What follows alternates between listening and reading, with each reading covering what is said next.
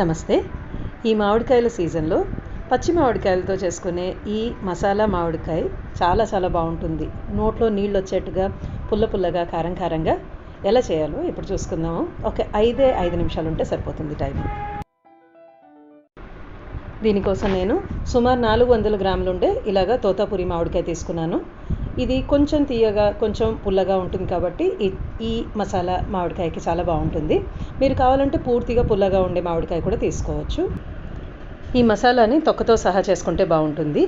వీటిని అటు ఇటు తరుక్కొని ఇలాగా పొడుగ్గా సన్నగా స్లైసెస్ లాగా కట్ చేసుకోండి. సన్నగా చేసుకోండి, బాగుంటుంది. మరీ పొడుగ్గా ఉన్నవి నేను సగానికి కట్ చేస్తున్నాను. మీరు కావాలంటే అలాగే అంత పొడుగు ఉంచేసుకోవచ్చు. మామిడికాయల సీజన్లో ఇలాగా రోడ్డు పక్కన అమ్ముతూ మనకి చాలామంది కనిపిస్తారు. దానికంటే బ్రహ్మాండమైన టేస్ట్ ఉంటుంది. ఇప్పుడు ఇలాగ కట్ చేసుకున్న ముక్కలన్నీ ఒక పాత్రలోకి తీసుకొని సగం స్పూను ఉప్పు, లేదంటే మీరు తీసుకున్న క్వాంటిటీకి సరిపడా ఉప్పు, సగం స్పూన్ బ్లాక్ సాల్ట్, సైంధవ లవణం అంటారు కదా అది. దీంతో మంచి టేస్ట్ వస్తుంది, మన ఒంటికి కూడా చాలా మంచిది.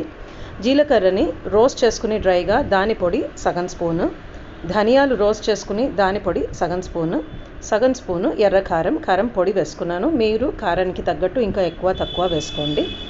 ఇప్పుడు కొద్దిగా ఒకసారి కలుపుకొని దానిపైన కాస్త నిమ్మరసం పిండుకోండి. ఆల్రెడీ ఉన్న పులుపుకి ఈ పులుపు తోడైతే చాలా చాలా బాగుంటుంది.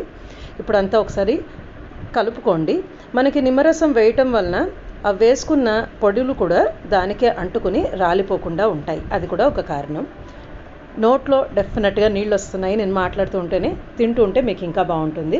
ఒకసారి తప్పకుండా చేసుకోవాల్సిన ఐటమ్ ఇది. మీకు నచ్చితే కనుక లైక్ చేసి షేర్ చేసి ఓహోయ్ కుకింగ్కి తప్పకుండా సబ్స్క్రైబ్ చేసుకోండి. ధన్యవాదాలు.